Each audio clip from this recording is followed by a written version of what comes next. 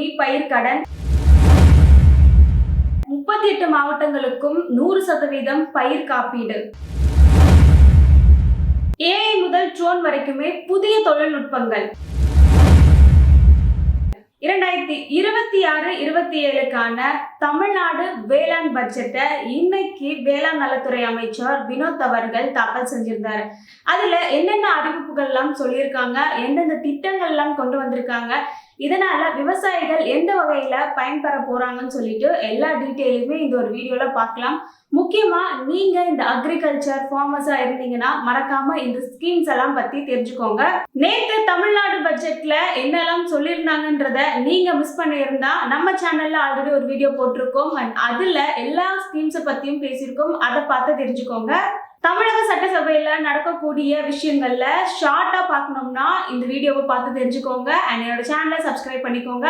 வணக்கம் and welcome back to Sukanya the journalist. நேற்றுக்கு தமிழ்நாடு பட்ஜெட்டை தாக்கல் பண்ணியிருந்தாங்க. இன்னைக்கு மொத்தமாவே வேளாண் பட்ஜெட் தான் பண்ணியிருந்தாங்க.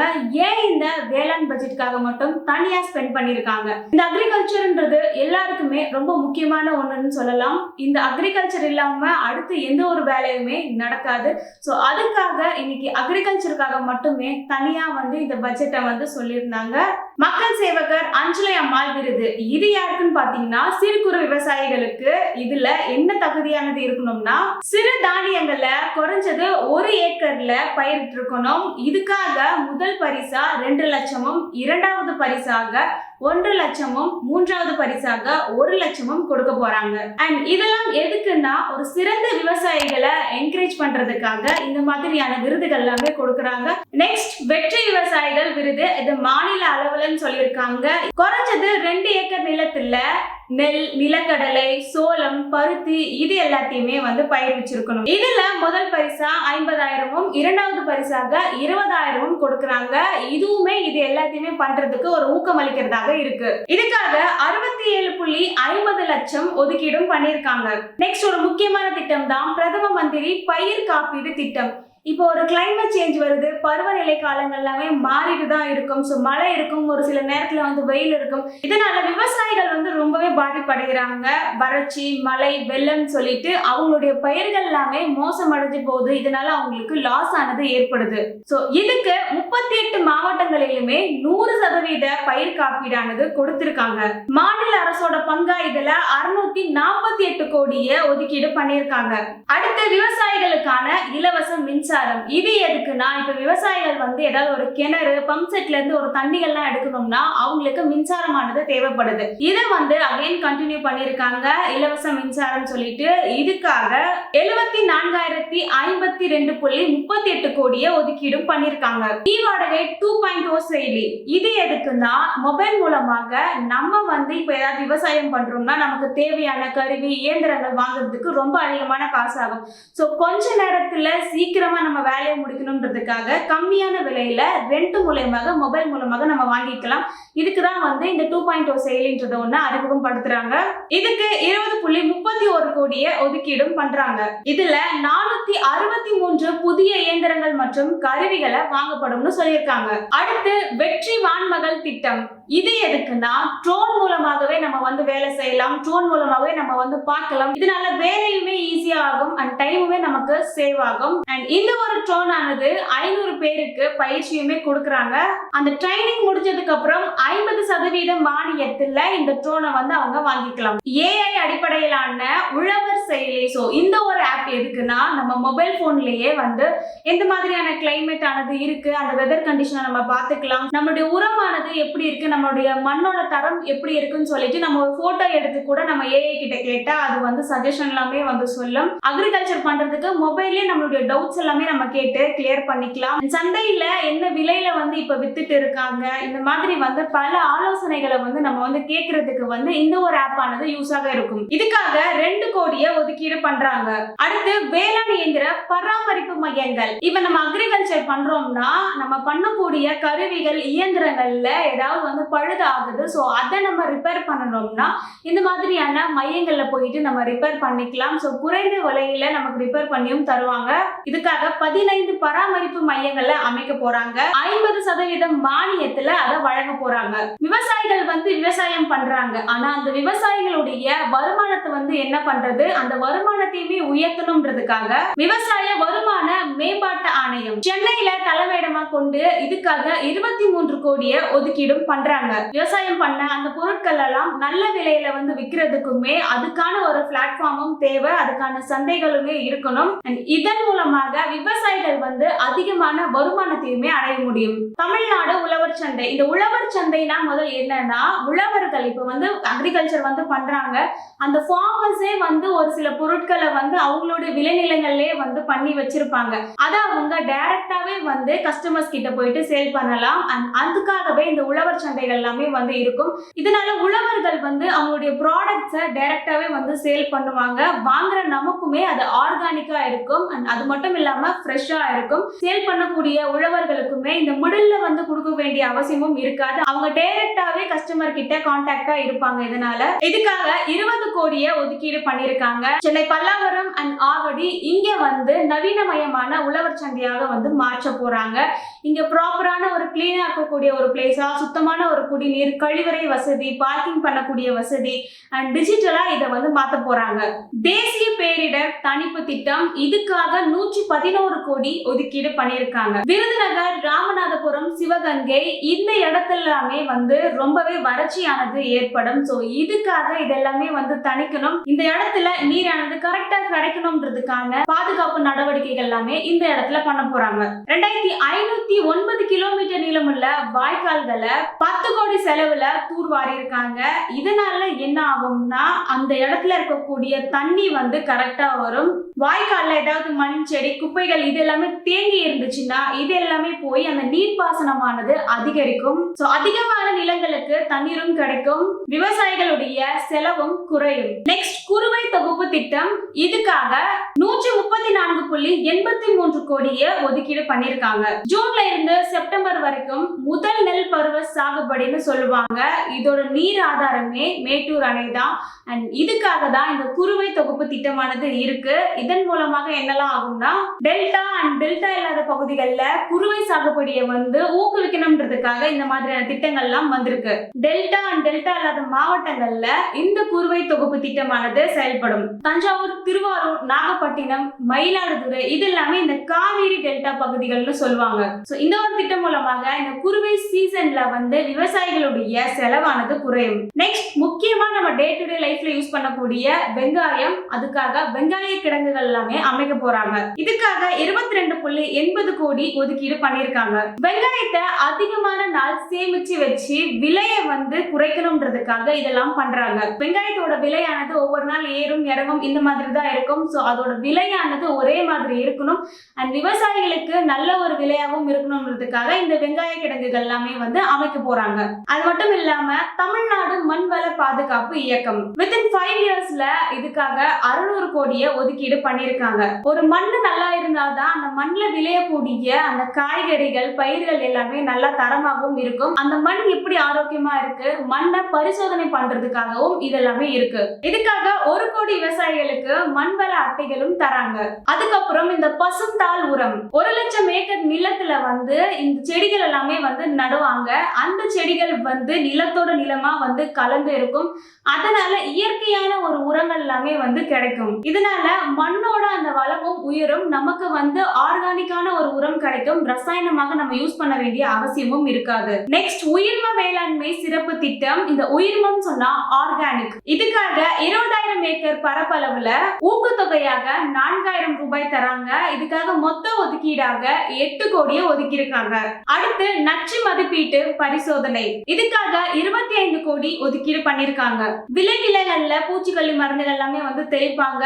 அதோட அளவு பரிசோதனை பண்றதுக்காக இதெல்லாமே இருக்கு. அண்ட் இதனால நமக்கு பாதுகாப்பான ஒரு உணவு உற்பத்தியானது நடைபெறும். ஒரு இயற்கையான உரம் வேணும்னா அதுல முக்கியமான ஒரு பங்குன்னு சொல்லலாம் இந்த மண்புழுக்கள். இந்த இயற்கையான உரங்களை தயாரிக்கணும்ன்றதுக்காக மண்புழு உரக்கூடங்களுமே அமைக்க போறாங்க. இதுக்காக 10 கோடி ஒதுக்கீடு பண்ணிருக்காங்க. மண் வளமும் வந்து அதிகரிக்கும், இயற்கையான உரமும் இதனால நமக்கு கிடைக்கும். நெல் விதை உற்பத்தி மானிய திட்டம். ஒரு தரமான விதைகளை நம்ம நடும் போதுதான் அது கரெக்டான ஒரு நெல் உற்பத்தியை வந்து நமக்கு கொடுக்கும். இதுக்காக மட்டும் 34.72 கோடி ஒதுக்கீடு பண்ணிருக்காங்க. தமிழ்நாடு கவர்மெண்ட் பயிர் பரப்பளவையுமே இப்போ அதிகரிச்சிருக்காங்க. 24.70 லட்சம் ஹெக்டேராக உயர்த்துவதற்கான ஒரு இலக்கை இப்போ நிர்ணயிச்சிருக்காங்க. அது மட்டும் இல்லாம இந்த நிலக்கடலை, ஆமணக்கு, எள் இதோட சாகுபடியை 14 லட்சம் ஏக்கராக உயர்த்தி இருக்காங்க.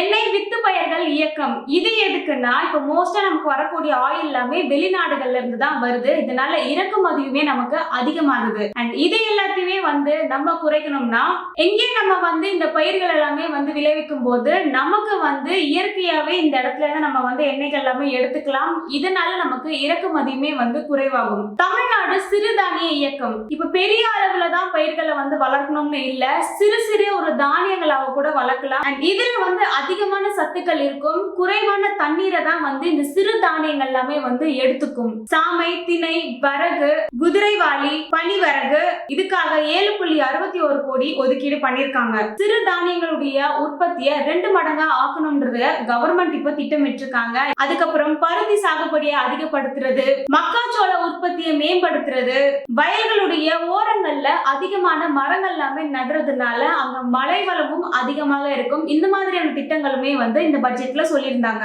காட்டு பன்றிகள் பயிர்களை வந்து சேதப்படுத்துது. இதை வந்து தடுக்கணும்ன்றதுக்காக 7.35 கோடி ஒதுக்கீடு பண்ணிருக்காங்க. நிலத்தடி நீரை வந்து பாதுகாக்கணும்ன்றதுக்காக இந்த சீமை கருவேல மரங்களை அகற்ற போறாங்க. இந்த சீமை கருவேல மரங்கள்லாம் என்ன பண்ணும்னா நிலத்தடி நீரை வந்து உறிஞ்சிக்கும். இதனால விவசாயிகளுக்கு போதுமான நீரானது கிடைக்காது. இதனால இந்த மரங்கள் எல்லாமே அகற்றதுனால விவசாயிகளுக்குமே அதிகமான தண்ணீரானதும் கிடைக்கும். இதுக்காக 4 கோடி ஒதுக்கீடு பண்றாங்க. அடுத்து அண்ணல் அம்பேத்கர் வேளாண் உதவி திட்டம் 56.72 கோடியில ஆதி திராவிடர் மற்றும் பழங்குடியின மக்களுக்கு 20% கூடுதல் மானியமானது இதுல வழங்குறாங்க. சூரிய சக்தி மோட்டார்களுக்கு எல்லாம் இதுல 100% மானியமும் தராங்க. இதனால வந்து சமூக ரீதியாக வந்து பின்தங்கி இருக்கக்கூடியவங்களுக்கு இது உதவியாகவே இருக்கும். அதுக்கப்புறம் அறுவடை செய்யப்பட்ட தானியங்கள், பழங்கள் இதெல்லாமே பாதுகாக்கணும்ன்றதுக்காக தார்பாய்களுமே வழங்குறாங்க. 43,500 தார்பாய்கள் வழங்க போறாங்க. இதுக்காக மட்டும் 10 கோடி ஒதுக்கீடு பண்றாங்க. விவசாயிகளுக்கு வந்து டைரக்டாவே இந்த வேளாண் ரிலேட்டடான ஒரு ஆலோசனைகள் எல்லாம் வழங்கணும்ன்றதுக்காக 8 புதிய வேளாண் விரிவாக்க மையங்களுமே கட்ட போறாங்க. இதுக்காக 27.82 கோடி ஒதுக்கீடு. அதுக்கப்புறம் 3 கோடி ஒதுக்கீடுல வேளாண் கண்காட்சியுமே வந்து நடக்கும். அதுக்கப்புறம் பனைகள் எல்லாத்தையுமே பாதுகாக்கணும்ன்றதுக்காக 2.10 கோடி ஒதுக்கீடு பண்ணிருக்காங்க. இதனால கிராமப்புறத்துல இருக்கிறவங்களுக்கு வேலை வாய்ப்புகள் எல்லாமே கிடைக்கும். பனை சார்ந்த தொழில்களுமே இதனால வளர்ச்சி பெறும். அண்ட் நெக்ஸ்ட் வெற்றி இல்லத்தரசி வீட்டு தோட்டம். வீடுகள்லயே இந்த காய்கறி, கீரைகள் எல்லாத்தையுமே வளர்க்கறதுக்காக இது வந்து ஊக்கப்படுத்துறாங்க. இதுக்காக 10 கோடி ஒதுக்கீடு பண்றாங்க. தமிழ்நாடு தளிர்கீரை திட்டம். இதுக்காக 1.20 கோடி ஒதுக்கீடு. கீரை உற்பத்தி அதிகரிச்சு ஒரு சத்தான உணவு கிடைக்கிறதுக்கு வந்து இந்த ஒரு திட்டமானது யூஸ்ஃபுல்லா இருக்கும். 41 கோடி ஒதுக்கீட்டுல உயர் தொழில்நுட்ப தோட்டக்கலை திட்டம். தோட்டக்கலையில இருக்கக்கூடிய பயிர்கள்ல நவீன தொழில்நுட்பங்களை வச்சு பயன்படுத்தணும்ன்றதுக்காக இதெல்லாமே இருக்கு. ட்ரிப் பாசனம், பசுமை குடில் இதெல்லாமே இதுல வரும். வாழை மரங்கள் வந்து வளர்ந்து வரும்போது அது வந்து கீழே வந்து சாஞ்சிடும். அதை சாயாம இருக்கணும்ன்றதுக்காக அதுக்காக முட்டு கொடுக்கக்கூடிய ஒரு திட்டங்கள் எல்லாமே வச்சிருக்காங்க. இப்ப ஏதாவது ஒரு கனமழையோ ஒரு காற்று வருதுன்னா இதனால அந்த வாழை மரங்கள் வந்து சாயாம இருக்கும். அதுக்கப்புறம் 16 கோடி ஒதுக்கீட்டுல இந்த தென்னை மரங்களுக்கான ஒரு திட்டமும் வச்சிருக்காங்க. தமிழ்நாட்டுல தென்னை சாகுபடியையும் அதோட உற்பத்தியும் அதிகரிக்கணும்னு சொல்லிட்டு தென்னை சிறப்பு திட்டம். இதுக்காக கோகோனட் டானிக் எல்லாமே வழங்க போறாங்க. மரமும் ஆரோக்கியமாக இருக்கும். அதுல விளையக்கூடிய தேங்காய்களுமே வந்து அதிகமாக வளரும்ன்றதுக்காக இந்த மாதிரியான திட்டங்கள் எல்லாமே கொண்டு வராங்க. அதுக்கப்புறம் நன்னெறி சாகுபடி, நஞ்சற்ற உற்பத்தி, சோ கெமிக்கல் ஃப்ரீயான ஒரு உணவுகளை வந்து நம்ம உற்பத்தி செய்யணும்ன்றதுக்காக இதெல்லாமே இருக்கு. 8.43 கோடி இதுக்காக ஒதுக்கீடு. தர்மபுரி, கிருஷ்ணகிரி, திருச்சி இந்த மாவட்டங்கள் எல்லாமே வந்து நீர் பற்றாக்குறையானது இருக்கும், வறட்சியாக இருக்கும். இந்த மாதிரியான இடங்கள்ல மாற்று பயிர்கள் எல்லாத்தையுமே வந்து சாகுபடி செய்யணும்ன்றதுக்காக அதுக்கான திட்டம். அதுக்கப்புறம் காளான் வளர்ப்பு திட்டம். இதுக்காக 50 லட்சம் ஒதுக்கீடு. நெக்ஸ்ட் இந்த சூரிய கூடார உலர்த்தி இதுக்கான ஒரு திட்டம். திருவள்ளூர், புட்லூர் இந்த ஒரு இடத்துல வந்து அலங்கார செடிகள் எல்லாமே வந்து வைக்க போறாங்க. இதுக்காக 7 கோடி ஒதுக்கீடு பண்ணிருக்காங்க. இது வந்து இந்த அலங்கார செடிகள் நாற்றுகளுடைய உற்பத்தியை வந்து அதிகரிக்கும். மகளிர் மகளிர் சுய உதவி குழுக்களுக்கு 30% வந்து ஒதுக்கீடு பண்ணிருக்காங்க. 50 கிராம அளவிலான வேளாண் இயந்திரங்கள் வாடகைக்காக வந்து அந்த இடங்கள்ல வந்து அமைக்கப்படும் சொல்லிருக்காங்க. அதுக்கப்புறம் 1000 விவசாயிகளுக்கு குறைந்த விலையில வந்து பம்ப் செட்டுகள் எல்லாமே வந்து அமைச்சு தரப்படும் சொல்லிருக்காங்க. மிளகாய் அதுக்கப்புறம் கொத்தமல்லி இதெல்லாமே சாகுபடி பண்ணணும்ன்றதுக்காக நன்னீர் கிணறுகள் எல்லாமே வந்து அமைக்கிறது. பெரம்பலூர்ல இருக்கக்கூடிய வேப்பன் தட்டை சந்தையை வந்து எலும்பலூருக்கு மாற்றப்படும் சொல்லிருக்காங்க. அண்ட் மன்னார்குடி உழவர் சந்தை பழைய இடத்திற்கு அகைன் வந்து மாற்றப்படும் சொல்லிருக்காங்க. காய்கறிகள் பழங்கள் எல்லாம் எந்தெந்த விலையில இருக்குன்னு சொல்லிட்டு அதுக்கான மின்னணு பலகைகள் எல்லாமே வந்து வைக்க போறாங்க. இந்த மின்னணு விலை பலகைகளுக்காக 2 கோடி ஒதுக்கீடு. அண்ட் உதகையில வேளாண் ரிலேட்டடா தொழில்நுட்ப ஆராய்ச்சி மையமும் அமைக்க போறாங்க. 2026-27 ஆண்டுக்கான 17,000 கோடி பயிர்க்கடனானது சொல்லிருக்காங்க. இதனால விவசாயிகள் வந்து ஒரு விதை வாங்குறதுக்கோ இல்ல உரம் வாங்குறதுக்கே வந்து இது வந்து யூஸ்ஃபுல்லா இருக்க போகுது. பால் உற்பத்தியை வந்து அதிகரிக்கணும். இதுக்காக எருமை இனப்பெருக்க மேம்பாட்டு திட்டம், இதுக்காக 2.4 கோடி ஒதுக்கீடு. பெண்கள் வந்து கால்நடையில ஈடுபட்டு அவங்களும் வருமானம் பெறணும்ன்றதுக்காக ஒருத்தருக்கு 5,000 சிறப்பு நிதியாக கொடுக்கறாங்க. இதுக்காக 2.5 கோடி ஒதுக்கீடும் பண்ணிருக்காங்க. அதுக்கப்புறம் குறைந்த மானிய விலையில இந்த பால் பண்ணைகள், இதுக்கான கால்நடை தீவன மானியம், வறுமை கோட்டுக்கு கீழே இருக்கக்கூடிய கால்நடை வளர்ப்பவருக்கு 1 கிலோ தீவனம் 2 ரூபாய் என்ற விலையில கொடுக்க போறாங்க. அதுக்கப்புறம் 35 லட்சம் மரக்கன்றுகள் வந்து தமிழ்நாட்டுல நடப்படும் சொல்லியிருக்காங்க. சோ பசுமையா இருக்கணும்ன்றதுக்காக இதெல்லாமே பண்றாங்க. சந்தனம், தேக்கு, சில்வர் ஓக் இந்த மாதிரியான மரங்கள் எல்லாமே நட போறாங்க. 2025 ஜனவரியில இருந்து 47 லட்சம் நில ஆவணங்கள் வந்து டிஜிட்டலாக இப்போ மாற்றி இருக்காங்க. இதனால அலுவலகங்களுக்கு நம்ம டைரக்டா போக வேண்டிய அவசியமானது இல்ல. இந்த மாதிரியான ஆவணங்கள் எல்லாத்தையுமே வந்து நம்ம ஆன்லைன்லயே வந்து பெறலாம். இன்னைக்கு வேளாண் பட்ஜெட்ல பல திட்டங்களை வந்து சொல்லியிருக்காங்க. இந்த திட்டங்கள்ல உங்களுக்கு வந்து எது பயனுள்ளதாக இருக்க போகுதுன்னு சொல்லிட்டு நீங்க நினைக்கிறீங்க? உங்களுக்கு பிடிச்ச திட்டம் எதுன்னு சொல்லிட்டு கமெண்ட்ல சொல்லுங்க. இந்த ஒரு திட்டங்களுக்கு எதிர்க்கட்சி தலைவர்கள் என்ன சொல்லியிருக்காங்கன்னா, அகைன் இது எல்லாமே வந்து ஸ்டிக்கர் ஒட்டின ஒரு திட்டங்கள் தான், பெயர் மட்டும் தான் இதுக்கு வந்து மாற்றி இருக்கீங்கன்னு சொல்லிட்டு எதிர்க்கட்சி தலைவர் உதயநிதி ஸ்டாலின் அவர்கள் சொல்லியிருக்காங்க. நீங்க இந்த திட்டங்கள் பத்தி என்ன நினைக்கிறீங்கன்னு சொல்லிட்டு கமெண்ட்ல சொல்லுங்க. நீங்க விவசாயிகளா இருந்தா இந்த திட்டங்கள் பத்தியுமே தெரிஞ்சுக்கோங்க.